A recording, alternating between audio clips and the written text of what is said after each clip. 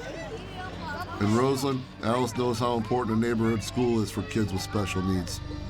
Her daughter, Ariana, is one of them.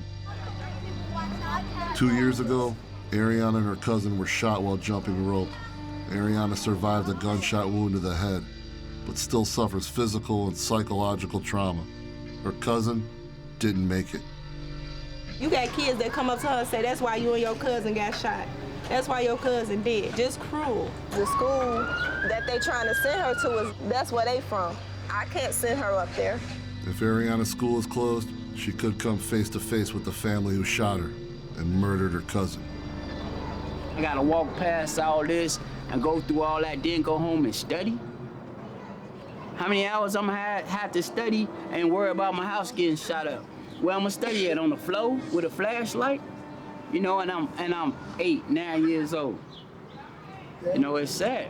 3 people got shot last night, right up the hill. It's just crazy. The first hot day come, here comes the shooting. Lee's dad went to Fenger High School in the 80s with Eric Wilkins. Both are veterans of Roseland's brutal gang wars and have survived shootouts. Lee Sr. lost his leg. I remember the first day he got shot. I was down going on 10. Like, hey, my mother, she's screaming, like, get up, get up. Your daddy shot, your daddy shot. I was dropping my son and 2 of his friends off yesterday, and they was shooting. I'm just dropping them off. As I'm easing on the brake, Get out. boom, boom, boom, boom, boom, boom, boom. That could have been my last time dropping them off and everything. Principal Dozier planned a peace march to make a statement, but she postponed it over safety concerns. She consults Big Lee and Eric on whether to reschedule it.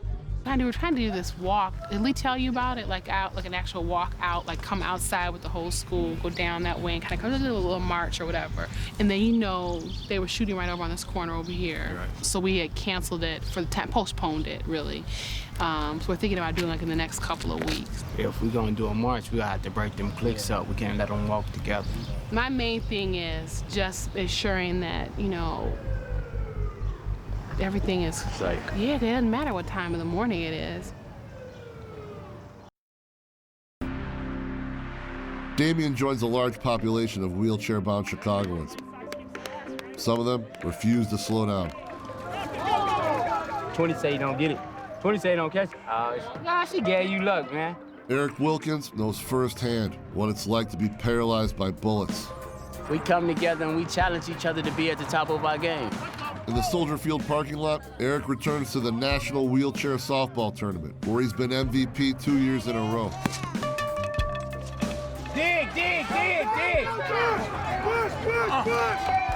I got both the MVPs, the one from New York and the one from Chicago last year. I'm trying to get the MVP again this year. After I got shot, I stayed in the hospital like 5, 6 months. It had me stop and look at myself, and I didn't like who I had become. Eric survived the brutal gang wars that plagued the far south side in the 90s. Hey, how you doing today, sir? All right? Before my injury, I lived my life in the fast lane, you know, selling drugs, you know, carried a pistol, partying all the time. Didn't really care if tomorrow came. I was a gang affiliate.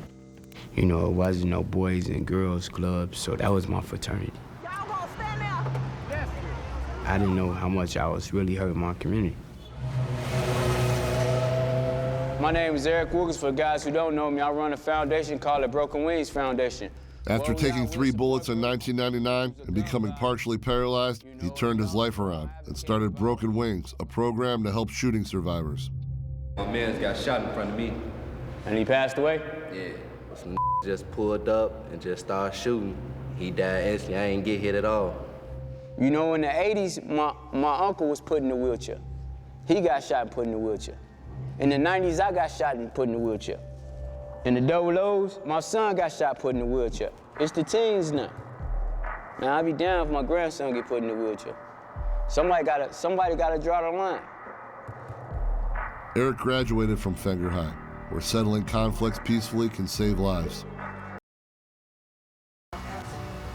People want to label our kids as thugs, hoodlums. They're just kids, man, caught up in the system. They're losing their dreams. They're losing their hope. And when you gotta go to a funeral and you gotta watch your friends die, and you watch your friends die and you watch your friends die, it's overwhelming.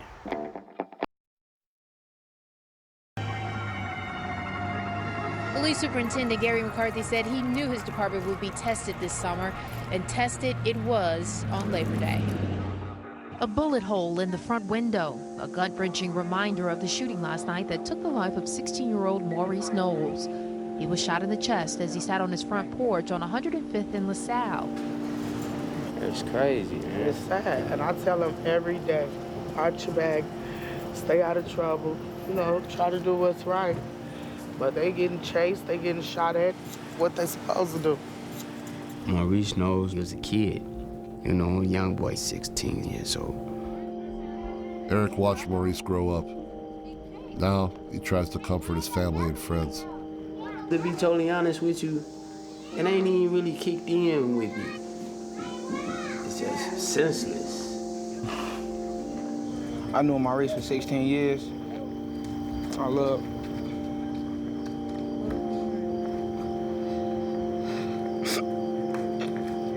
These kids telling their parents they scared to come to school. School? I love school. But I can't walk to school or get on the bus to school. You never know what'll happen. Father God, we are gathered here tonight for Maurice, praying for his soul. We are a strong family, and we will make it through.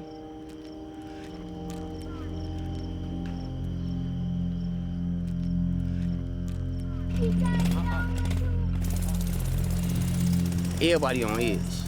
So if it trigger off in between here, man, won't nobody be able to come outside, man. After the memorial, some of Maurice's friends head to a party down the street. Eric worries things could spiral out of control. I go out and hit the blocks on these hundreds, and I try to defuse the problem. If it means me putting my life on the line for it, I'm going. Everybody know it out here. Oh, that's on them little girls from up in here. They coming over here. This ain't that type of party. Man, your business, man, your business. It's bone them, they company. Times like this, even a little jealousy could spark a gun battle. Get this. Just come down and have a nice day. What's coming? Hey, stop! Y'all stop! Hold on. Eric tries to break up the fight, What's that? but no one's listening. Wait, don't bring that boy.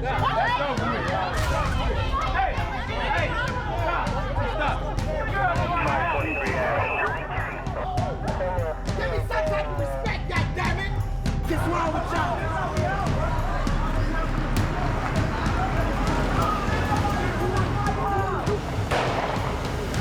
As the police arrive, gunshots scatter the crowd.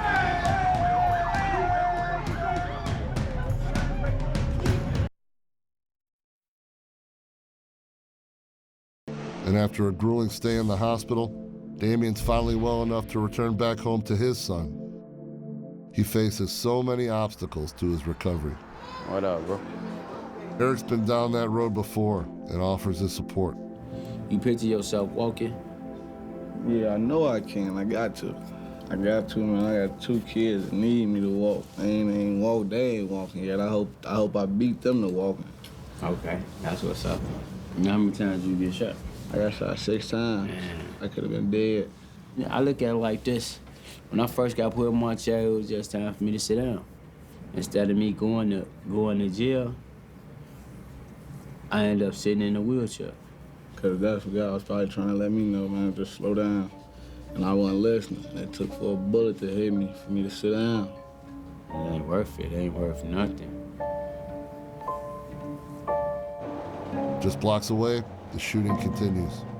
Chicago police start another week of trying to put a stop to gunfire on the streets of Chicago. This weekend saw 9 people die, including a teenager, 20. Tit for tat going back and forth. You know, and all young guys. Nobody over 30. Days after Maurice Knowles was murdered, there was another shooting that appears to be retaliation. Eric knows the temptation of revenge.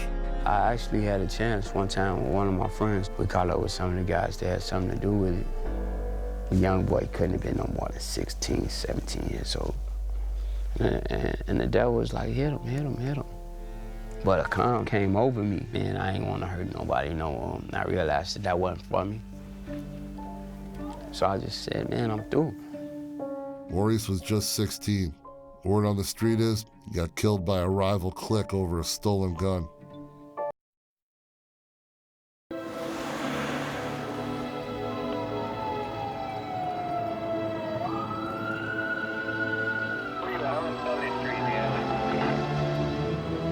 A 14-year-old boy was killed yesterday afternoon, blocks from his home and minutes from this very parish. Another homicide. This time, it's 14-year-old Tommy McNeil, who was one of Maurice's friends. Eric has watched these kids grow up, and he joins Big Red in pleading with them to change their lives before it's too late. You can't do that no more. That's a decision you gotta make. You got it in you, man. I seen you change. Big Red's son also was friends with Maurice, and she's terrified he could be next. Y'all in and out the house, running with your friends. Your friends is dying. As you can see that you done had 3 of them that died within a week and a half period of time. You done tried the street life, try to change. I've been trying to stop doing all that stuff that she talking about, because I see what's going on out here. I feel like that could have been me. You never know. It's hard for me to see y'all out here. I see Bone face, I see Tommy face, I see Maurice face. They all on Facebook together. Tommy and Maurice gone, and Bone the only one still standing. What's gonna happen next? Is he gonna be next?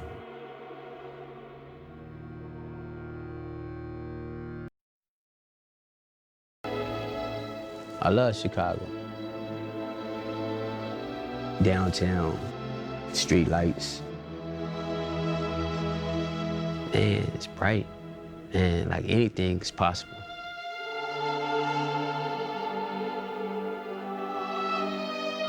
Come out here, it's like it's every man for himself. They took the neighbor out the hood. You know, so there's no longer a neighbor, it's just a hood.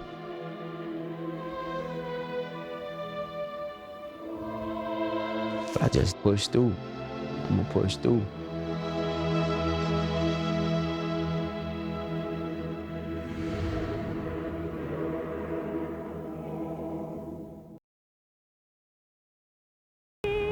Jesse Clark, George Anderson, Frederick Taylor.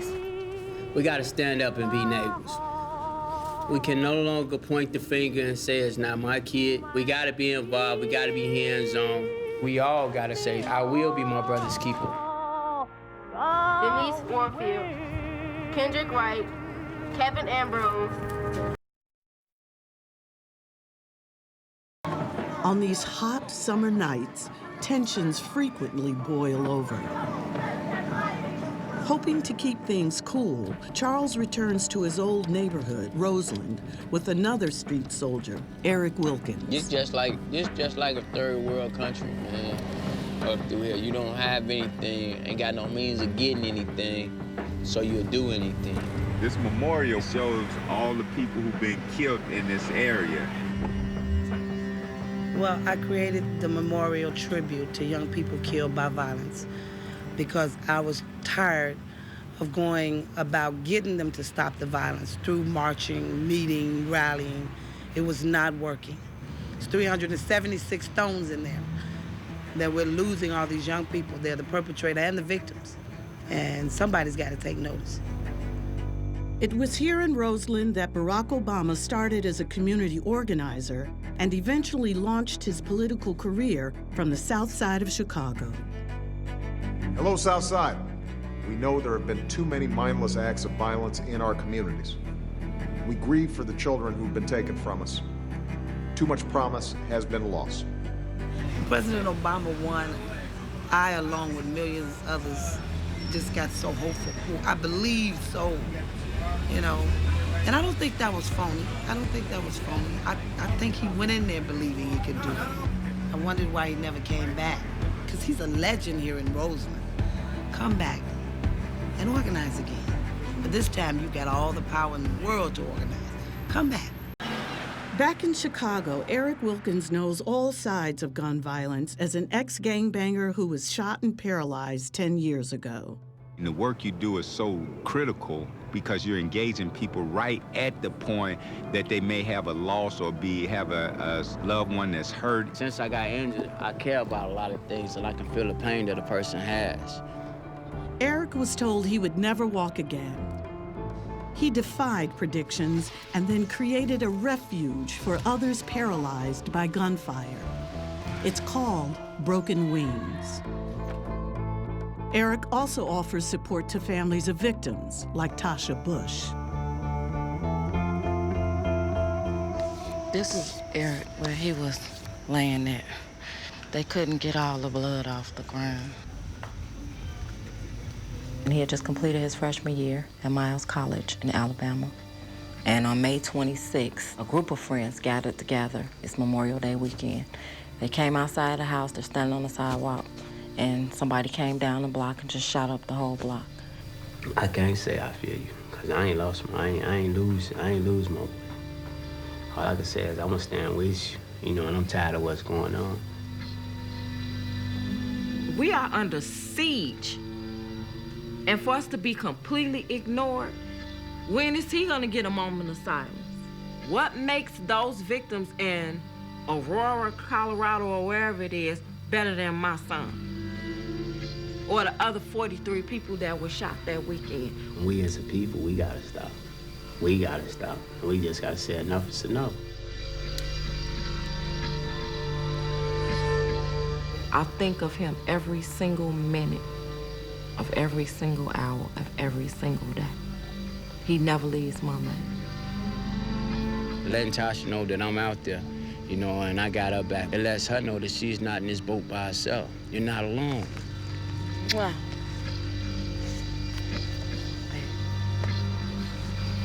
The pain regarding the loss of my son, it never goes away. It never goes away. Never. In Chicago, a group assembles to discuss politics and how to overcome the violence plaguing their community. Is anybody in the room law enforcement? Do we have any police in the room? Okay, there's no police in the room. Do we have any politicians, senators, state reps? All right, so those are the conditions that some of you asked because you want to have an honest conversation tonight. I want to talk about politics, right? And people can feel the way they want about the president, because I ain't here to sway nobody on who to vote for. I know who I'm going to vote for. I don't care about the politics. We got more murders in Chicago than in Iraq. They're calling this Chirac. This is where we live. I lost my son in 2006. I said, okay, we got a black president, and I've been looking for that change, and that was my hope. My sister and my brother were shot within a 4-month period by the same group of kids. The kid that shot my son 14 times, he stood over my son and kept dumping on him. It's like a dirty little secret, our violence problem. Oh, I have gotten that. Nobody wants to touch it. It's like fire. Y'all have been impacted by violence. Y'all can change that. And I know it's a lot to take on when we talk about politics and electing people and stuff like that. Them people out in the hole, they not coming in here to help us. They take a lot of taxes out of my check every 2 weeks. A lot. Seriously. Where is it going? All these black politicians who are in a position to do something, not doing nothing.